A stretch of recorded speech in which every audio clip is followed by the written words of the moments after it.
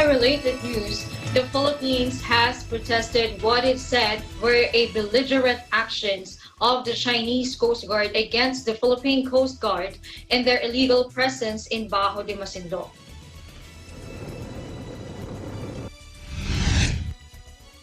The Department of Foreign Affairs announced the development in a statement on Monday, May 3, days after the incident from April 24 to 25.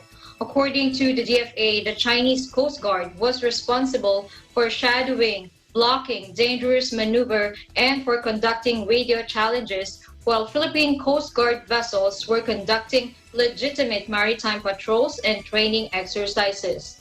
The department said the Philippines' conduct of maritime patrols and training exercises in the Kalayaan group of islands and Bajo de Masinloc in the first place is a legitimate and routine act of a sovereign country in its territory and territorial waters and is part of the Philippines' administrative responsibility.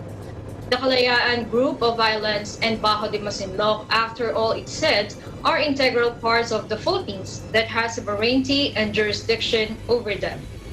China has no law enforcement rights in these areas, the department said, rejecting the statement of the spokesperson of the Chinese Foreign Ministry that China enjoys sovereignty over Bajo de Masinloc. The department said such a statement is without basis in international law, including the 1982 United Nations Convention on the Law of the Sea, and is not recognized by the international community. This is not the first time the Philippines filed a protest against China over the presence of its vessels in the West Philippine Sea. Earlier, the Philippines filed a series of protests in connection with the presence of around 160 Chinese vessels in Julian, Felipe Reef.